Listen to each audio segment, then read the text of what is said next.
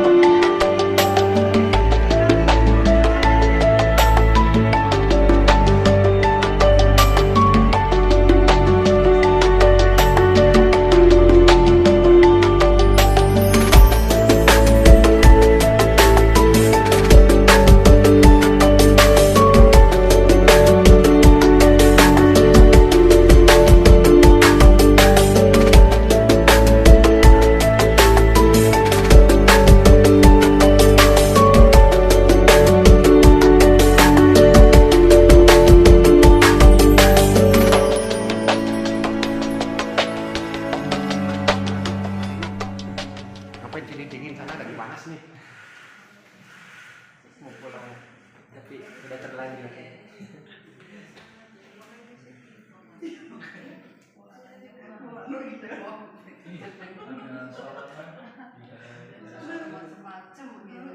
Ini juga sawangan tapi ini yang inframerah. Ya ini yang di depan sini. Kalau pemantauan itu ada tiga metode. Pemantauan visual, terus ada juga pemantauan seismik sama deformasi. Kalau seismik kita mantaunya hanya lewat data yang ada di sini di kertas seismograf ini, sama juga yang ada di digital. Digital itu kita untuk sebagai acuan aja. Kadang kan kalau di kertas ini nggak kelihatan nih coretannya gimana. Kita lihat di digital.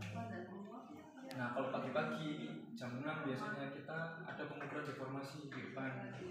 Kita mengukurnya pakai teropong. Jadi kita kan di stasiun itu ada beberapa titik-titik yang harus kita ukur deformasinya. Deformasi itu fungsinya untuk mengukur inflasi dan deflasi. Pergerakan magma ini dari permukaan ketika dia keluar itu di tubuh gunung pasti dia menyebabkan inflasi magma itu, karena magma itu sangat kuat dari dalam. Jadi ketahuan nanti apakah dia itu inflasi atau deflasi. Cara ketahuinya, kalau misalnya jaraknya kita anggaplah jarak awal itu 1 meter, mungkin kita ukur nih besok tiba-tiba jaraknya makin dekat jadi 900 meter.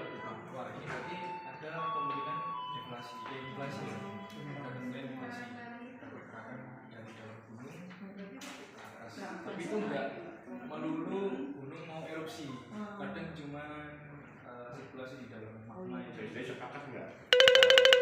Gunung menuju erupsi sangat kompleks gitu. Kita harus Ya, ini masih wacana. Tekanannya lebih kuat seperti ini. tekanan dia belum tentu bisa sampai ke bentuknya kayak perahu Tapi itu kan udah di tapi kalau magmanya itu udah di atas itu udah di bawah.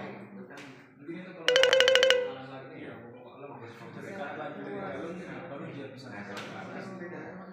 hembuskan nafas. kebanyakan yang keluar itu asetnya mungkin tingginya di bawah 300 mungkin kita masih otomatis 200 baru makanan pasti aman mungkin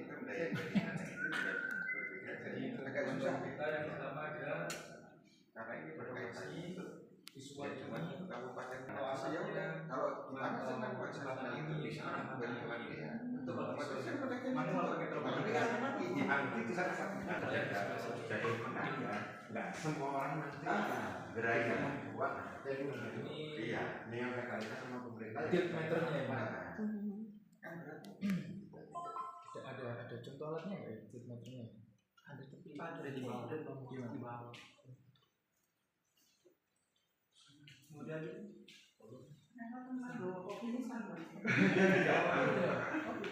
Jadi ini kan tadi seismik kan ada 3 nih, visual, seismik, visual kita hanya pemantauan melalui teropong, langsung seismik pakai drone. Lalu yang analognya PC-nya yang digital. Kalau informasi kita yang biasanya pagi-pagi pakai teropong itu pakai apa namanya ya pakai EDM itu, terus ada ini juga tilt meter, sama ada juga yang namanya GPS yang sebelah sana tuh mantaunya lewat satelit ya. Sebenarnya tujuannya sama, mantaunya buat inflasi sama deflasi, cuman sebagai data pembanding. Dari EDM kita kan melakukannya manual, namanya human kan, namanya manusia. Kita mungkin ada sekedar perhitungan sedikit atau banyak, kita bisa cek lagi lewat kilometernya atau lebih lewat GPS jadi satelit.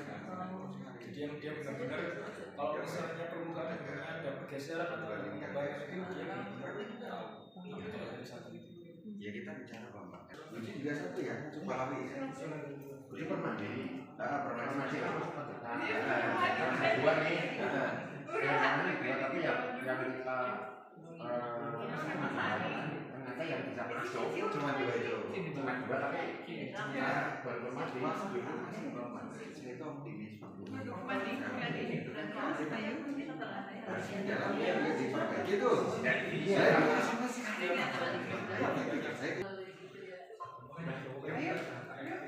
ya kan sambil ngopi sambil ngopi sambil sinar dulu karena pusat Bang. banyak gunung api. Jadi kenapa dibilang on fire? Karena dia dari Sumatera sampai ke Maluku itu mirip bentuknya kayak kering atau cincin, kalung itu mirip. Jadi di Indonesia ini banyak tuh gunungnya. Ada 127 gunung api. Tapi itu terbagi dari 3 tipe. Ada tipe A, tipe B, dan tipe C. Di sini tipe C itu tidak ada catatan sejarah letusan. Jadi dia itu kita nggak tahu tuh kapan dia ada letusannya, itu nggak ada sejarahnya, belum tahu. Dan untuk tipe B itu ada 29 gunung api. Jadi catatan sejarah letusannya itu sebelum tahun 1600, jadi di bawah 1600. Nah, untuk yang tipe A itu catatan sejarahnya itu setelah 1600. Nah, Gunung Selamat itu termasuk di tipe A. Jadi untuk di Indonesia ini yang ada pos pengamatannya itu yang tipe A. Tipe B juga ada yang pernah itu beralih ke tipe A, itu contohnya Sinabung itu di tahun 2010 itu kan meletus itu.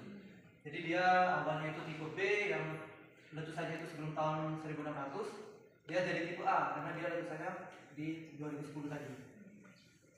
Jalur gunung api di Indonesia itu terbentang sejauh 7.000 km dari Sumatera, Jawa, Halmahera sampai Sulawesi Utara. Bisa dilihat untuk di Kalimantan ini tidak ada gunung api, sama di Papua itu juga tidak ada gunung api. Nah, ini merupakan klasifikasi gunung api atau aktivitas gunung api. Yang pertama itu level 1 atau normal. Jadi dari hasil pengamatan visual maupun instrumental ada peningkatan aktivitas. Jadi biasanya gunungnya itu normal-normal aja. Terus level 2 itu waspada. Jadi dari hasil pengamatan visual sama instrumentalnya itu ada peningkatan dari yang normal. Mungkin dari normal mungkin ada kegiatan dia ada gempa-gempa kecil tapi mungkin 1, 2. Terus mungkin besoknya dia ada peningkatan banyak mungkin sampai 10. Itu bisa itu naik ke level 2 waspada. Di level 2 ini juga posisi Gunung Slamet ini ada di level 2 waspada. Dia ada beberapa peningkatan aktivitas. Biasanya itu di Gunung Slamet ada beberapa kegempaan, mulai dari low frekuensi, hembusan, tremor, tektonik jauh, sama tektonik dalam, vulkanik dalam sama vulkanik dangkal. Tapi biasanya itu cuma 3 yang biasanya kita pantau ada di seismogram itu, yaitu tremor, hembusan sama low frekuensi. Untuk level 3 atau level siaga, hasil pengamatan visual dan instrumental teramati peningkatan kegiatan yang semakin nyata atau adanya erupsi. Jadi ketika terjadi erupsi, itu biasanya gunung itu akan dinaikkan ke level 3. Biasanya dari pusat yang merekomendasikan untuk level 3 dari data yang kita kirim. Untuk level 4 atau awas, hasil pengamatannya itu berupa sudah ada erupsi, letusan yang biasanya itu meluas atau mengancam pemukiman penduduk. Contohnya itu untuk sekarang yang level awas itu ada di NTT, Leo Tobi, laki-laki yang kemarin udah sempat meletus itu yang 15 km. Nah, ini ada tipe-tipe letusan gunung, tipe Hawaii, tipe Vincent, tipe Pele, tipe Vulcano, tipe Stromboli, Perak, dan Merapi. Ini biasanya ini penamaan tipenya ini berdasarkan gunungnya, nama gunungnya. Yang ada di Indonesia ini kayak tipe Merapi ini itu tipe yang ada di Gunung Merapi, Jogja. Jadi letusannya kayak gitu. Untuk Slamet itu tipenya tipe Stromboli, itu tipe ke atas. Dan bahaya dari tipe Stromboli ini itu cukup luas karena dia itu letusannya ke atas. Jadi itu mungkin ada lontaran-lontaran material atau batu-batuan itu yang dapat mengancam keselamatan penduduk. Terus untuk abu vulkaniknya itu juga itu dampaknya itu bisa sangat luas kan, tergantung dari tingginya letusan itu. Kalau dia sampai ke atmosfer itu kan bisa terdampaknya itu hampir seluruh wilayah itu untuk terjadinya hujan abu kan.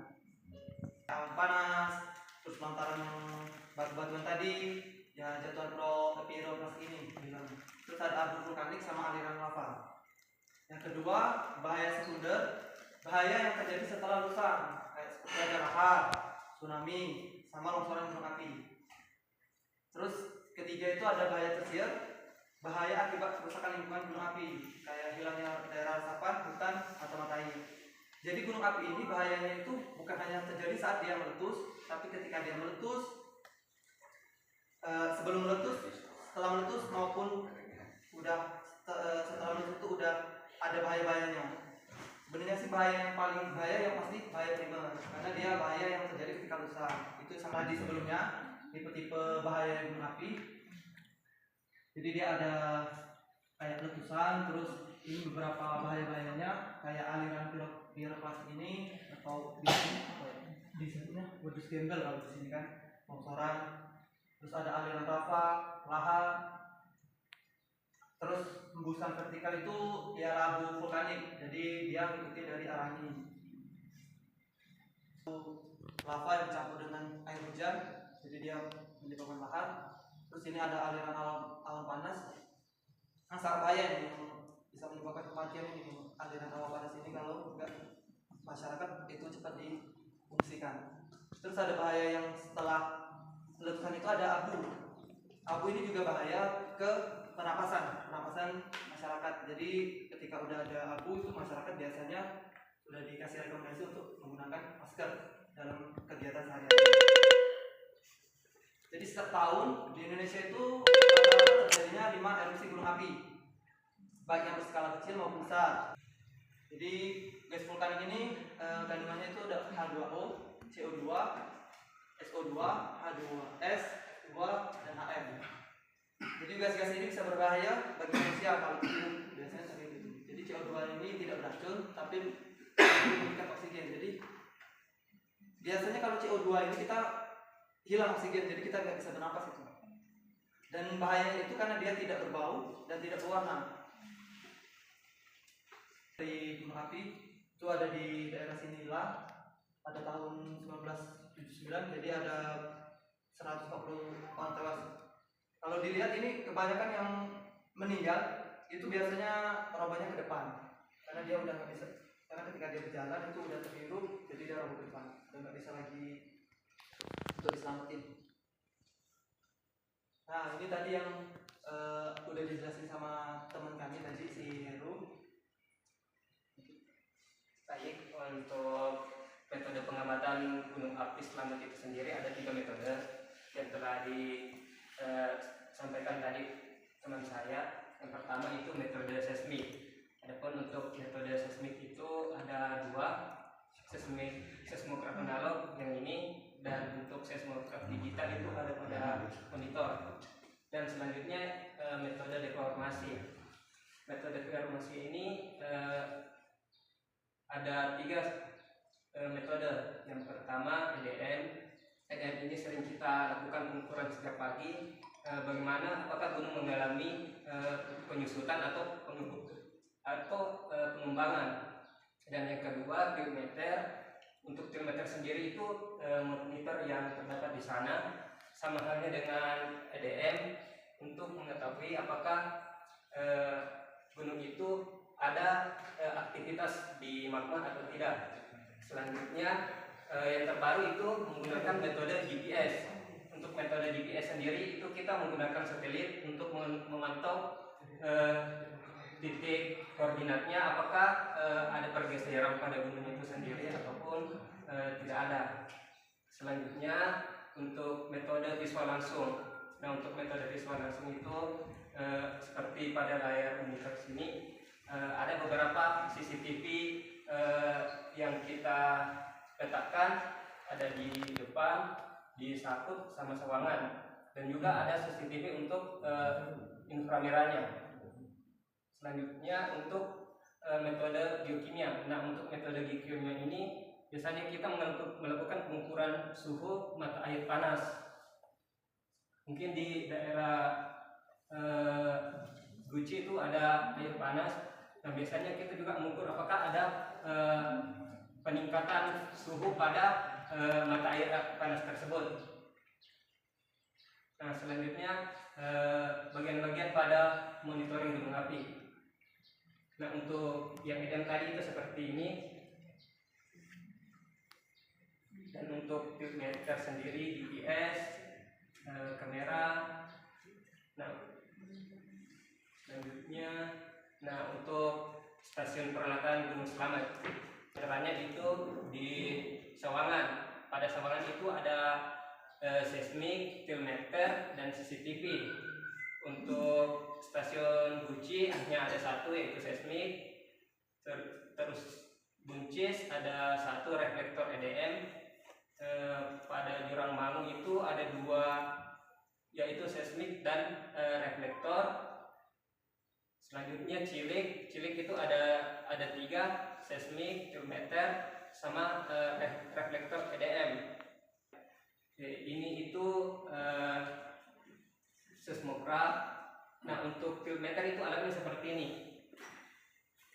Jadi kita letakkan di stasiun. Apakah nah ini untuk meter. Ini juga kita biasanya ukur invasi sama deflasi juga. Salah satu data acuannya juga pakai ini. Jadi misal ini katakanlah ini gunung, tiba-tiba nanti ada pengembangan. Nah, mana ini yang mengembang, sebelah sininya atau sebelah sininya atau yang sebelah bawahnya, kayak gitu. Ini udah pengamatannya sudah digital, sudah paham, nggak perlu manual lagi. Jadi datanya udah langsung kekirim ke server kami. Nah kalau yang biasanya pagi-pagi itu kita pakai teropong yang sampai bisa jauh, ini pakai ini. Kita lihatnya ini untuk pemantauan cahayanya. Jadi di beberapa titik stasiun alatnya yang ini. teropongnya kayak ini. Deltoid namanya. Kita mencari ini di beberapa stasiun kami pasang titik reflektor ini buat mengukur jaraknya. Seperti yang saya bilang tadi, kalau misalnya jaraknya ini semakin dekat, artinya ada pengembangan dari tubuh gunungnya tadi. Kalau dia normal sesuai dengan jarak awal yang ditentukan, artinya itu masih normal. Tapi setiap hari kalau diperhatikan itu pasti ada pengembangan sedikit, karena seperti yang saya bilang tadi, di dalam gunung itu magma itu berputar. Jadi magma itu tidak diam saja di perut gunung, namun berputar. Nah, seperti itu. Ini bisa dilanjutin. Oke, selanjutnya. Nah, untuk informasi umum mengenai Gunung Slamet, Gunung Slamet itu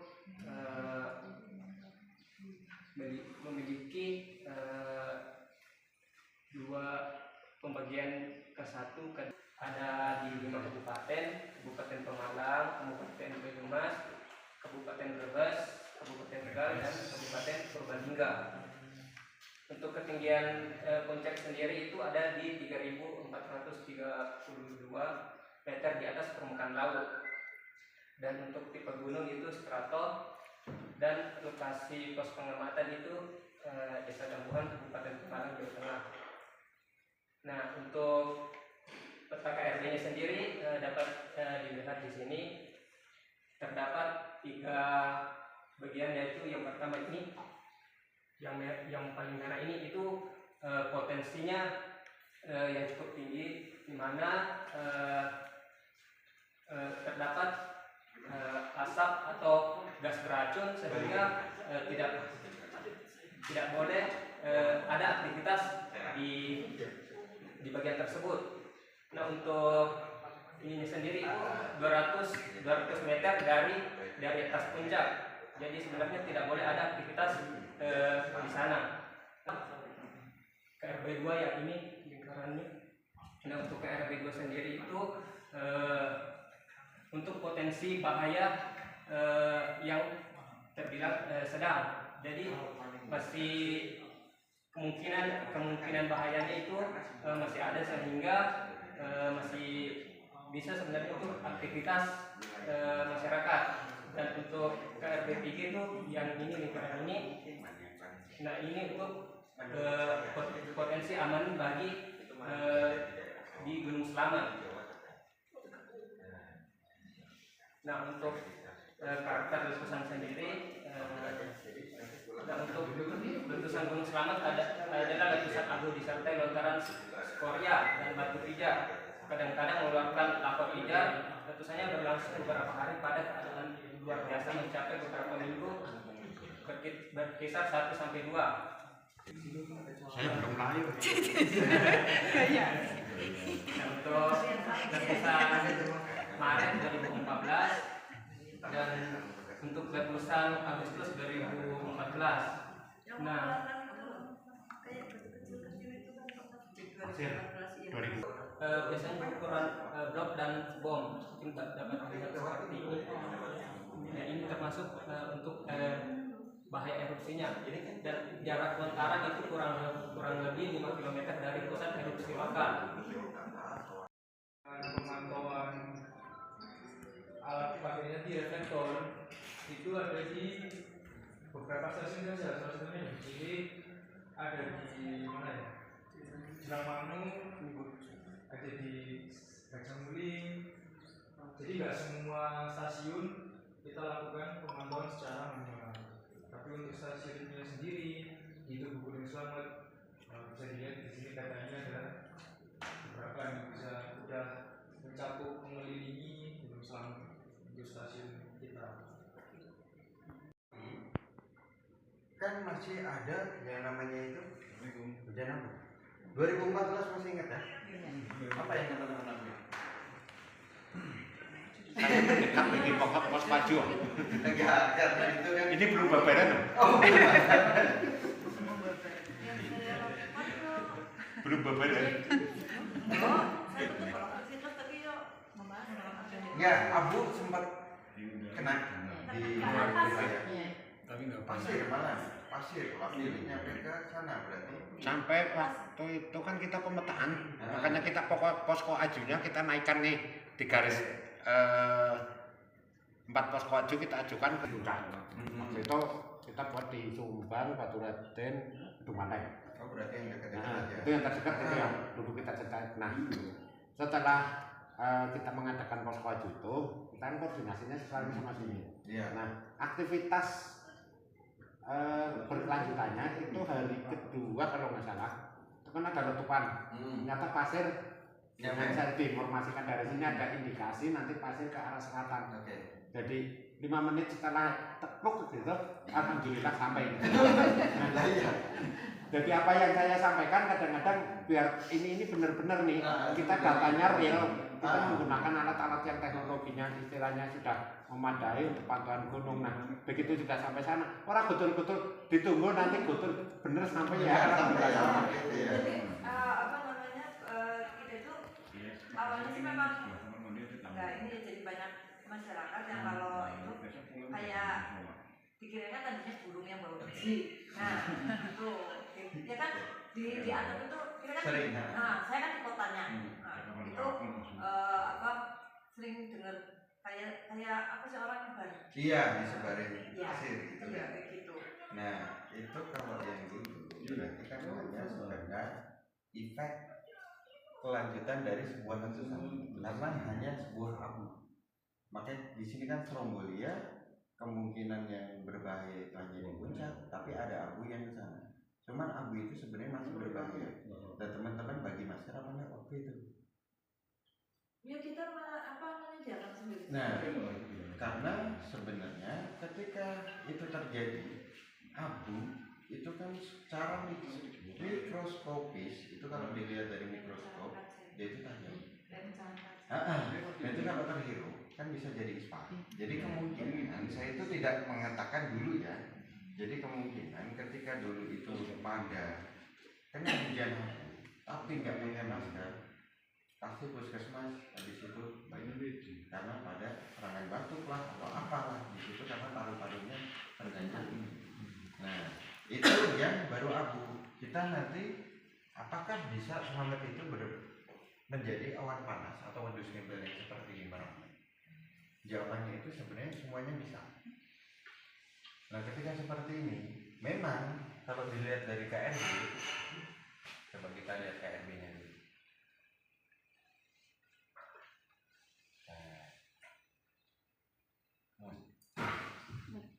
Berada di wilayah selatan ya, Banyumas ya. Iya. Memang kalau awan panas kemungkinan larinya itu ke atas Pemalang, sama ke Guci. Karena di Guci pun juga pernah diteliti ada 7 kali lewatan awan panas dulu purba mungkin. Apakah nanti bisa ke sini juga? Nah, kalau nanti bisa ke sini juga, teman-teman mau ngapain? Nah, itu harus tadi juga. Nah, karena ini kan penanggulangan bencana, saya kan poinnya di belakang. Penanggulangan bencana. Coba kita lihat Merapi aja. Merapi kayak yang 2010 Bapak Rizal meninggal, masih ingat ya? Itu awan panas loh itu. Awan panas. Nah teman-teman ini ada bencana kan sebenarnya penanggulangan bencana siapapun saya bicara BPBD, BNPB, penanggulangan bencana itu kan ketika ada bencana malah mendekat. Yang lain harusnya keluar. Ini malah mendekatkan. Persiapan teman-teman juga harus ditingkatkan. Iya kan? Ini juga bukan hanya sekedar ormas atau sekedar badan kan. Di sini itu nanti juga ada efeknya ke masyarakat. Pengennya kan seperti itu. Dan nanti juga harus sering ikut pelatihan kalau bisa. Karena pelatihan di Gunung Api ini sifatnya itu kompleks. Gak hanya sekedar abu. Kadang itu bisa jadi laharan kayak tadi. Laharan itu ketika sini contoh meletus sekali, guys. 2 kali. Emang di puncak terus. Tapi setelah itu hujan deras, turun semua. Jadilah banjir bandang. Bawa lahar, itu bisa mutus jembatan. Nah teman-teman mau ngapain? Gitu aja.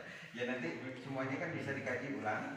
Atau ya mungkin kalau secara gampang kayak teman-teman kan ya, karena kita itu berada di wilayah lereng, pasti kan yang paling besar itu sebenarnya pergerakan tanah atau longsor. Makanya di Banyumas itu mungkin ada 26 kalau tidak salah, itu data dari MGT.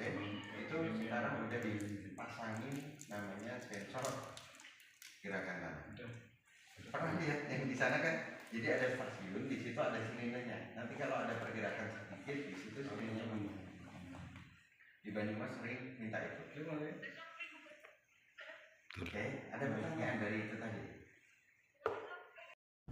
Selamat siang teman-teman semuanya. Saya ucapkan terima kasih atas kerjasamanya dan ketua dari pos pantauan Gunung Slamet Gambuan Pemalang yang pada siang hari ini sudah menerima kunjungan dari Badan Kesehatan dan Penanggulangan Bencana BKPB Kabupaten Banyumas. Sekali lagi mudah-mudahan apa yang hari ini kita lakukan bisa menjadikan yang terbaik buat masyarakat dan bisa bermanfaat buat masyarakat di sekitar lereng selatan.